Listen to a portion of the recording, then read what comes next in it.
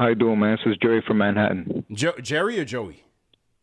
Dre, bro. Oh, Dre. What's going on? How you feeling, bro? Yeah. What's going on, y'all? Pretty Just good. real quick thoughts. Big week coming up for us for sure. Mm-hmm. And honestly, this is going to say a lot about the team. Just how it was revenge week for us this week, it's about to be revenge week for everybody else next week. We got Tyrese, Greek, Freak. It's about to be tough for sure. And I don't know if this is the right show, if you guys plan on talking about this, but trade season's still here, fellas. And I was always a proponent of where there's smoke, there's fire. So is Quick gone? Is Obi gone? Who's gone? Let me know. Love. Appreciate it, Dre. It is the right show for it because that was part of tonight's program. Perfect segue out. Did you call him to tell him to set that up, man? I did not. Sure? It's just basketball gods, man. That's just how we flow on Knicks Fan TV. The number one show for the fans by the fans. Hit that thumbs up on Free Boys. Hit that like button. Salute to everybody in the chat. We got Jay Cal's in the chat rocking with us, man. Salute to Jay Cal. Salute to everybody rocking with us. All the regulars in the chat, all the mods. It is trade season. And, you know, it's questions about the team. Will they be buyers? Will they be sellers? Your thoughts?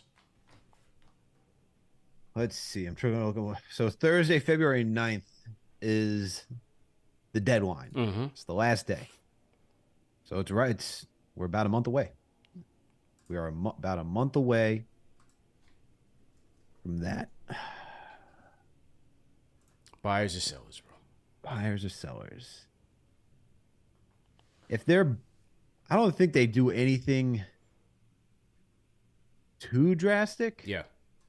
I don't think they do anything too drastic. I think if anything that we've seen in previous deadlines, they've either added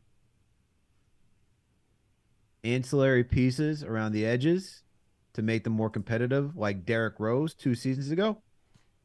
If anything else, they trade to get draft picks, right? And they move off players if they can. I expect them to trade Cam Reddish, probably Fournier. I'm not sure that they're going to trade Derrick Rose. I'm not so sure about that either. I'm not sure about that. He's a good veteran. I think Tibbs likes having him here. I feel like how everyone talked about having Woodson and Kenny Payne being those guys that can relate. I think Derrick Rose is that guy. So I don't know if they're quick to do that because you need someone who can understand the coach and relay that back to everyone else on the team. So I'm not sure that he goes. I think Quickly stays. Yeah. I think if this team's trying to compete for play-in, playoffs, you're going to need Emmanuel Quickly. I think the real question is what's happening to Obi Toppin. To be quite honest. Because this is the third year, you're seeing what Randall can do with a lot of minutes.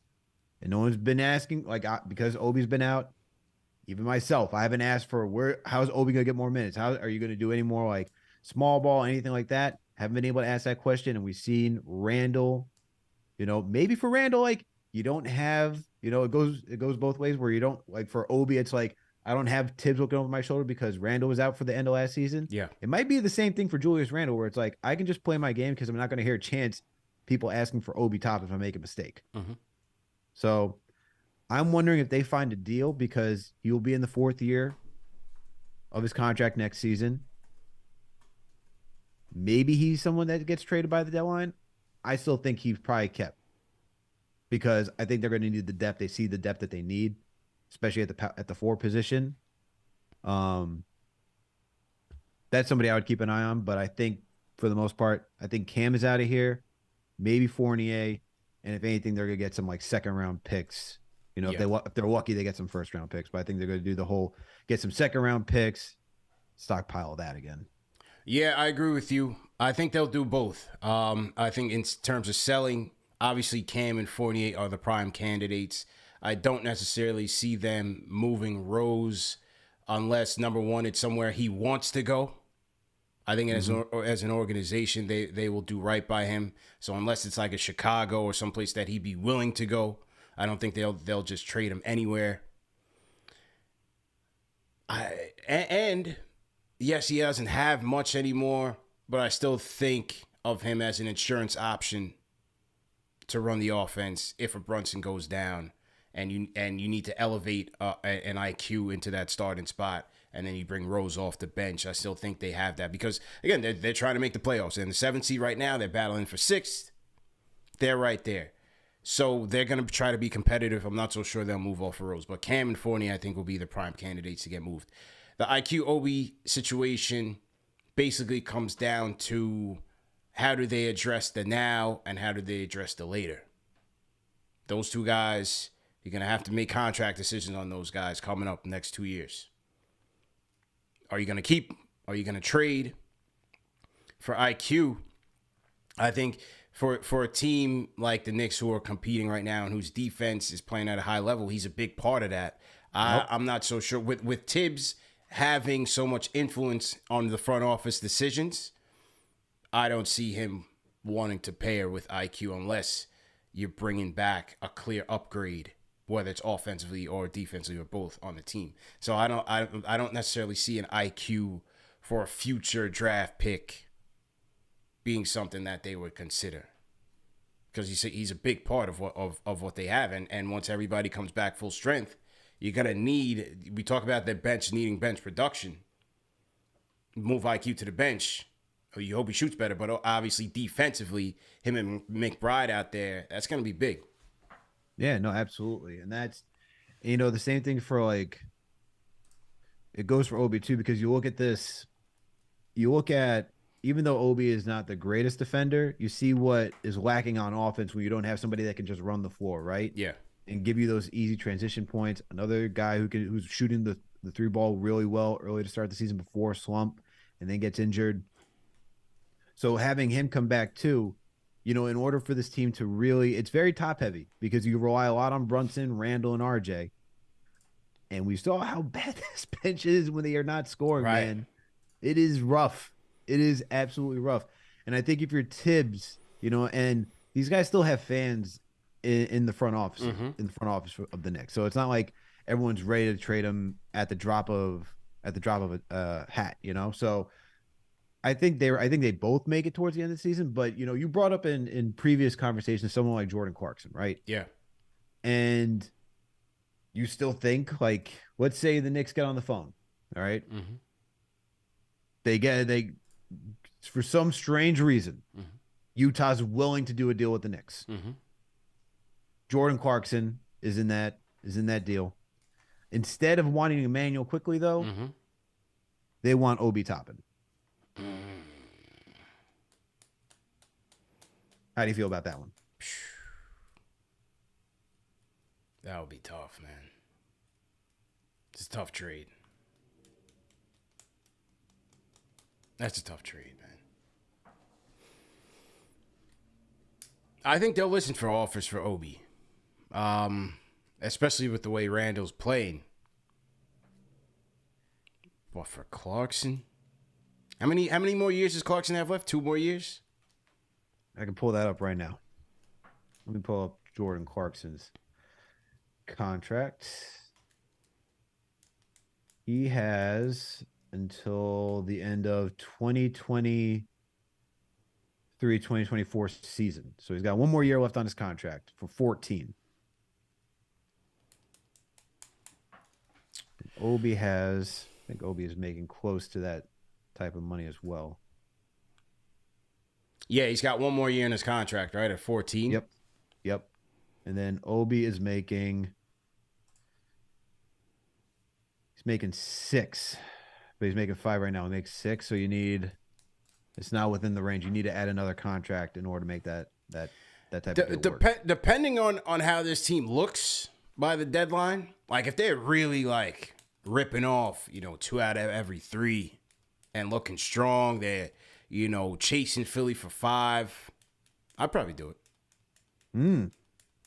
Somebody in the chat said Malik Beasley. It's another good option. I'd look at that one. I'd look at that one as well. Yep. I'd look at that one as well. That's another good option. Yeah. I mean, you tweeted it today, man. Oh.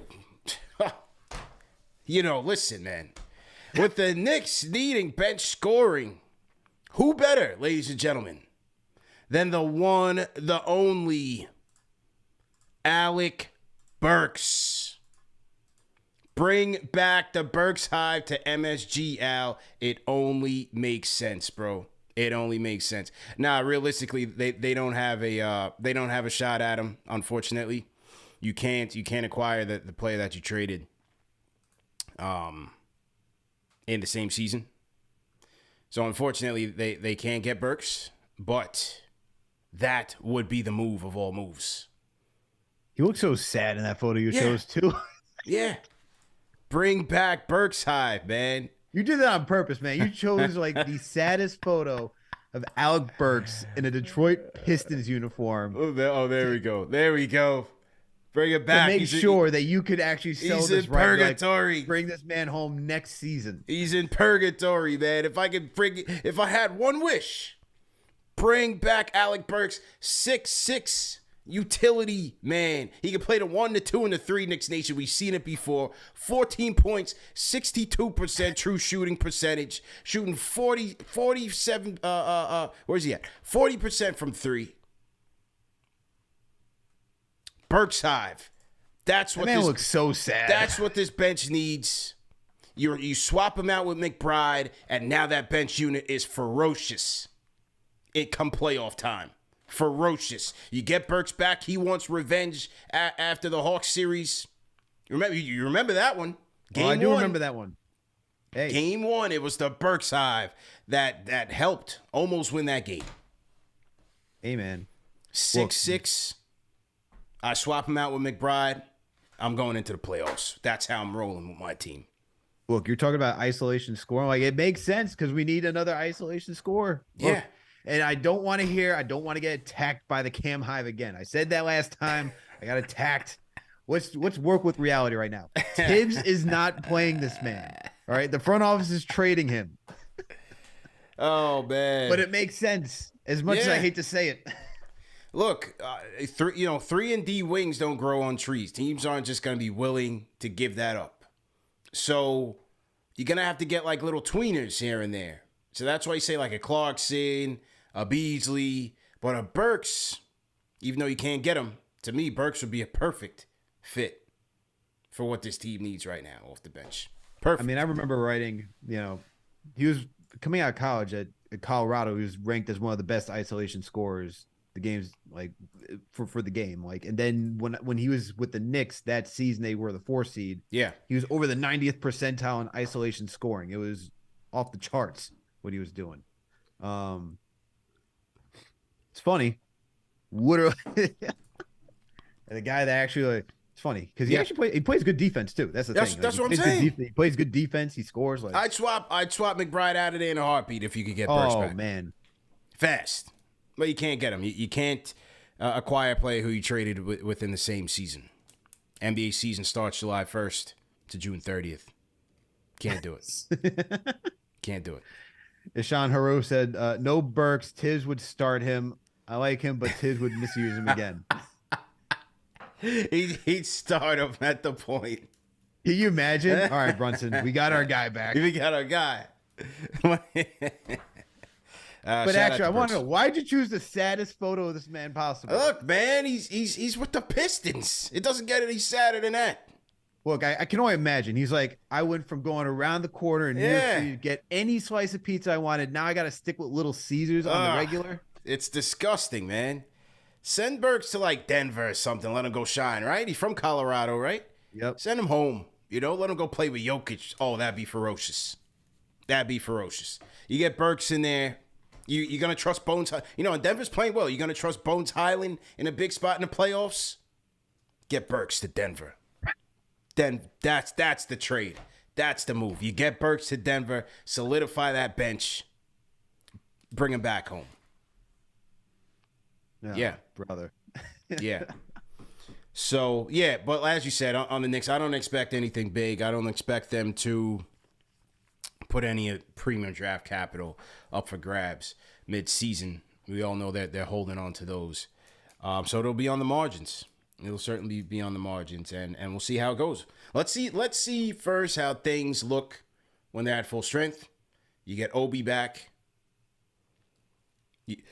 You got RJ back. See how the rotation is impacted. Is Sims going to be the odd man out? Is it Hartenstein the odd man out? How does that work? Is Sims situational? I don't want to just forget about Sims. You know what I'm saying? That's another guy. Yeah, Hartenstein's another guy I'd expect to be traded. Could be, and maybe that's why they're playing him so much. Right? I hope so. I hope so because, and it's not because I dislike Hartenstein. It's not because I don't. It's because of the fit with the team. It's really more so the fit with the team than him as an actual player. Yeah. You have Jericho Sims, who is a better rim protector, and we're just not using Hartenstein for what he's known for. We're not using him offensively.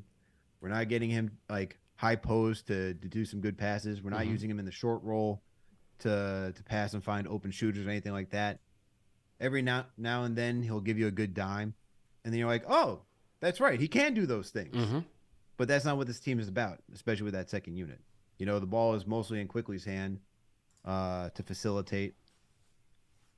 I think for the Knicks, especially since you signed Jericho Sims too, you got him on a cheap 3-year deal, including this season. I think you move Hartenstein. It was a good attempt, good attempt for offseason signing. I think you move him, you recoup whatever you can, and you promote Jericho Sims.